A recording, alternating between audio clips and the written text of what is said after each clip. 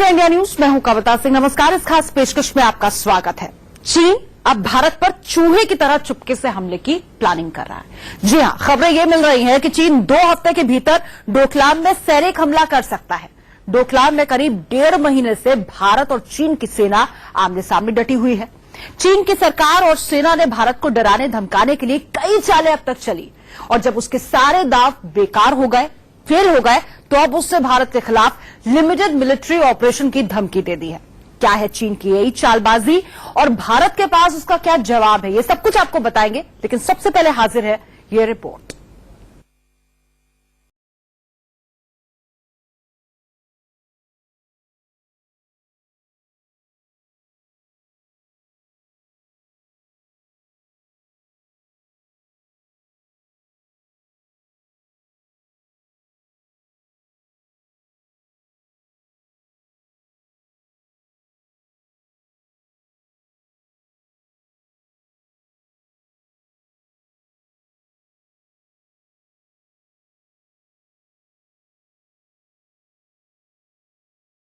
डोकलाम में जंग के लिए तैयार ड्रैगन।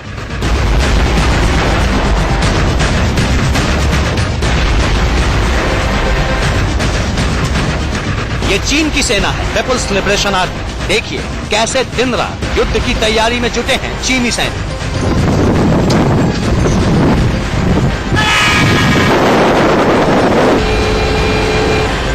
जी हां, चीन की चालबाज सेना हिंदुस्तान के खिलाफ जंग की साजिश में जुट गई। इरादा है धोखे से डोकलाम में हमला करने की।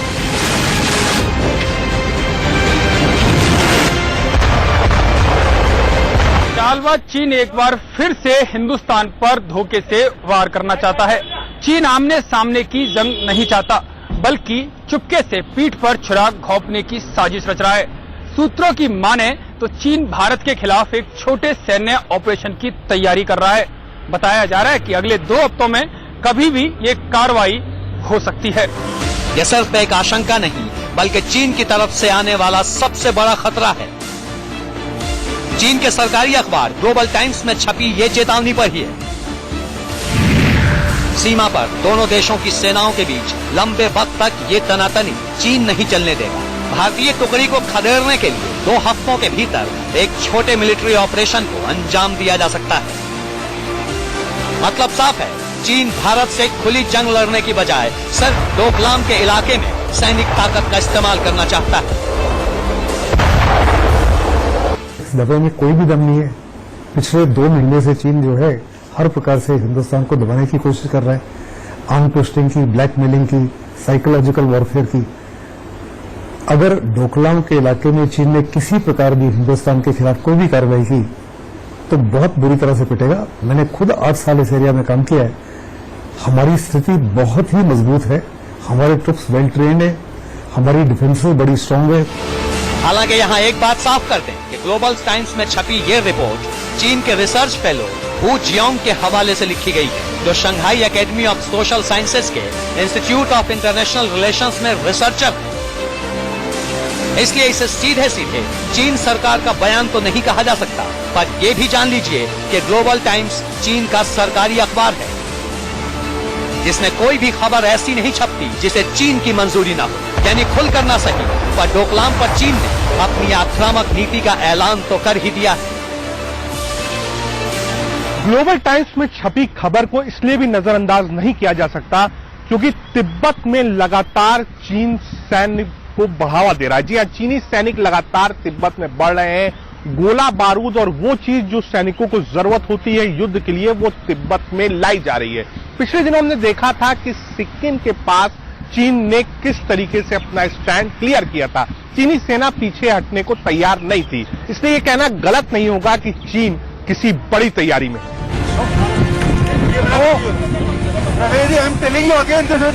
जी हाँ, सिक्किम बॉर्डर पर भारत से संग्राम करने की ठान चुका चीन पूरी प्लानिंग के साथ पूरे इलाके में अपनी सैन्य मौजूदगी बढ़ा रहा है। सिक्किम से सटे तिब्बत में चीन अपने 2 सबसे शक्तिशाली टैंक उतार चुका है।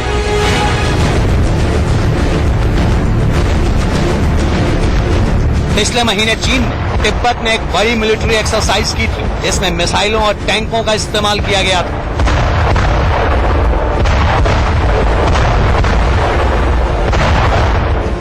हाल ही में पीपुल्स लिबरेशन आर्मी की सालगिरह पर भी चीन ने जमीनी और हवाई ताकत दोनों की जमकर नुमाइश की थी।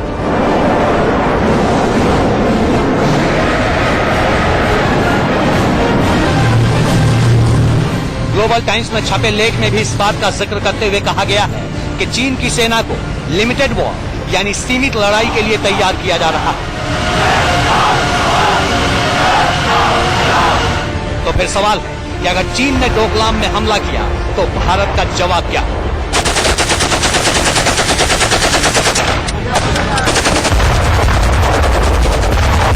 हम तो एक पीस लविंग नेशन है। साफ तौर पे हम कह रहे हैं हम युद्ध नहीं चाहते। हर मसले का हल जो है डायलॉग है। अगर युद्ध भी होता है छोटा या बड़ा, उसके बाद भी उस इशू को, जो ट्राइजन मिशन के इशू को रिजॉल्व करने के लिए फिर भी बातचीत करनी है। अगर ना हमारे चाहते हुए भी चीन ने हमारे ऊपर युद्ध थोपा तो उसका परिणाम क्या हुआ वो चीन को खुद समझते हैं। जानकारों की माने तो चीन के खतरे को देखते हुए सिक्किम समेत पूरे नॉर्थ ईस्ट बॉर्डर पर भारत पूरी तरह तैयार है। खासकर डोकलाम विवाद के बाद इस पूरे इलाके में सेना और सैन्य साजो सामान की तैनाती और बढ़ा दी गई है। कैसी है भारत की सैनिक तैयारी, दिखाएंगे आपको। और उससे पहले ये जानना जरूरी है कि चीन की इस ताजा धमकी के मायने क्या है। क्या वो वाकई भारत से जंग चाहता है या फिर भारत पर दबाव बनाने की कोई नई साजिश है? चीन की सरकार और सेना डोकलाम को लेकर कई बार भारत को जंग की धमकी दे चुके हैं। चीन की सरकारी मीडिया ने तो शुरू से ही भारत के खिलाफ मोर्चा खोल रखा है। भारत पर दबाव बनाने के लिए चीन ने कश्मीर में दखल की धमकी भी दे डाली है। लेकिन जो बादल गरजते हैं वो बरसते नहीं हैं। जंग लड़ने के लिए बार बार गिरगिट की तरह रंग नहीं बदला जाता। चीन की गिरगिट चाल से दुनिया वाकिफ है। न तो उसकी जुबान पर भरोसा किया जा सकता है और न ही उसके दावे पर क्योंकि मसला देश की सुरक्षा का है, भारत की संप्रभुता का है। इसलिए चीन की चाल को ठीक से समझने की जरूरत है। चीनी रिसर्चर ने ग्लोबल टाइम्स में लिखा है, भारत ने हाल के सालों में चीन को लेकर अपरिपक्व नीति अपनाई है। भारत इस इलाके में सिर्फ विवाद चाहता है जिसका हकीकत विवाद से कोई नाता नहीं है। इसके पीछे मंशा चीन के साथ सौदेबाजी करना है। चीन का फरेब देखिए कि एक तरफ तो वो हमले की धमकी दे रहा है और दूसरी ओर भारत को ही विवाद की वजह बता रहा है, जबकि हकीकत दुनिया जानती है कि डोकलाम पर भारत सरकार और सेना का रवैया अब तक कितना संयम भरा रहा है।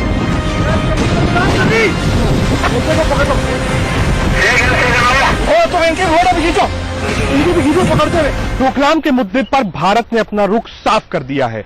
भारत चाहता है कि अगर डोकलाम से चीनी सेना वापस चली जाए तो भारतीय सेना भी वापस हो जाएगी, लेकिन जिद्दी चीन मानने को तैयार नहीं है। हाल ही के दिनों में एनएसए अजीत डोभाल ने भी बातचीत करी थी, लेकिन कोई सकारात्मक नतीजा नहीं निकला था। सुषमा स्वराज साफ कर चुकी हैं कि किसी भी तरीके से भारत नहीं झुकेगा। लेकिन ये भी सच है कि शांति बहाली की उम्मीद उसी से की जा सकती है जो इसका मतलब समझता हो। जिस तरह चीन बार बार जंग के लिए जुबानी तीर चला रहा है, उससे साफ है कि वो दोस्ती के लायक ही नहीं। और अगर इस दगाबाज पड़ोसी ने सेना का इस्तेमाल किया तो हिंदुस्तान का जवाब उसे हाथों हाथ मिल जाएगा।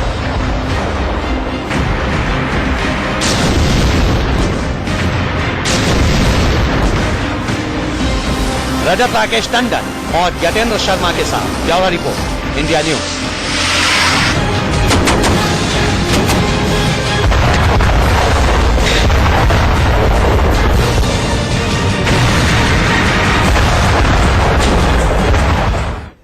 तो चीन के चूहे अटैक के बारे में हमने आपको बताया। वैसे आपको याद दिला दें, हाल ही में अमेरिकन फॉरेन पॉलिसी काउंसिल ने भी कहा था कि डोकलाम मुद्दे पर भारत और चीन के बीच आमने सामने की जंग हो सकती है।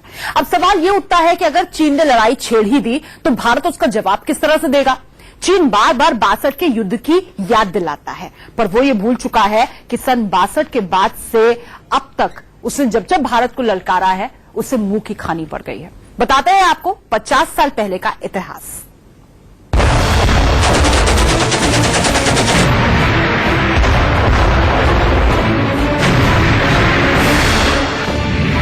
तुमने एक बार हमसे जंग जीती,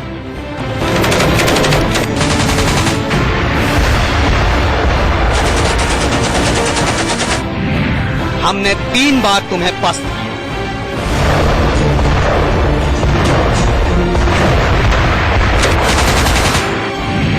तुमने धोखे से हमारी जमीन छीनी।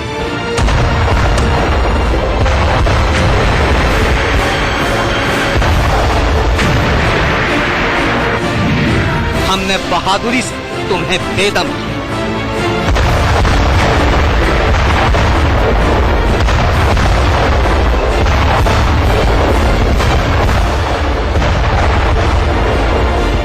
जब कभी भारत चीन रिश्ते की बात होती है तो जहन में सन 62 की वो जंग पहुंच जाती है जिसमें भारत को चीन से हार का सामना करना पड़ा था। लेकिन दुनिया जानती है कि चीन ने कैसे धोखे से भारत पर हमला किया, दोस्ती का दंभ भरकर सरहद पर दगाबाजी की। पर कहते हैं ना कि काठ की हांडी एक ही बार काम आती है, बार बार नहीं। सन 62 के बाद चीन ने जब जब भारत की सीमा में दखल देने की कोशिश की, उसे ईंट का जवाब पत्थर से मिला। हर बार चीन की सेना को जान बचाने के लिए पीछे हटना पड़ा।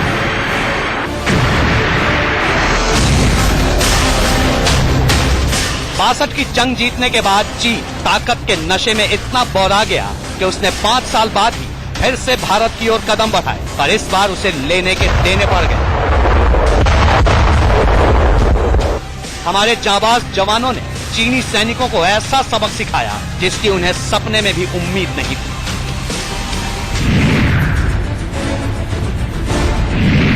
तारीख 11 सितंबर 1967, जगह नाथुला पास। यही वो तारीख थी जब नाथुला दर्रे के पास चीन और भारत के सैनिकों के बीच जबरदस्त मुठभेड़ हुई।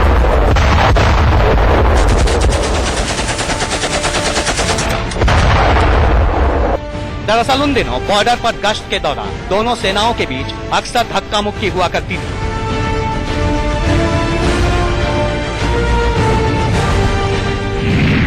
लिहाजा भारत ने नाथुला दर्रे से सेबुला के बीच बारबंदी का फैसला किया ताकि चीनी सैनिकों की हिमाकत पर लगाम लगाई जा सके, और यही बात चीन को बुरी तरह अखर गई।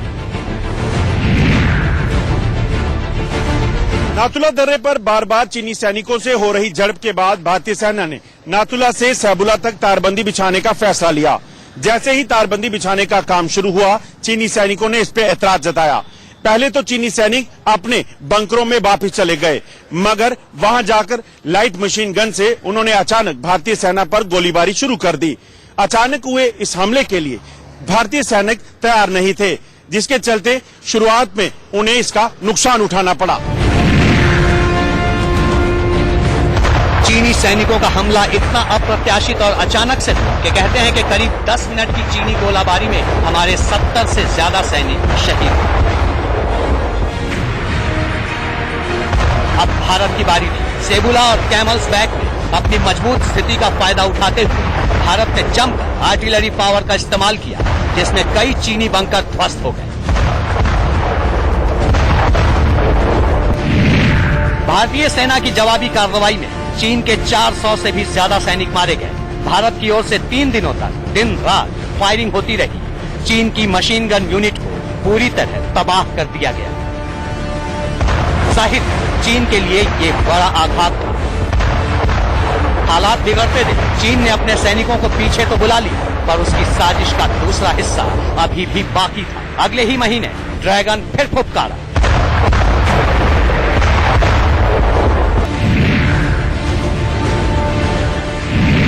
तारीख 1 अक्टूबर 1967, जगह चोला पास। सेबुला में शिकस्त खाने के बाद चीन की पीपुल्स लिबरेशन आर्मी ने चावला इलाके में फिर से भारत की ताकत को ललकारा, पर वहां पहले से मौजूद गोरखा राइफल्स और जैक राइफल्स के जवानों ने चीन की इस दुस्साहस को नाकाम कर दिया।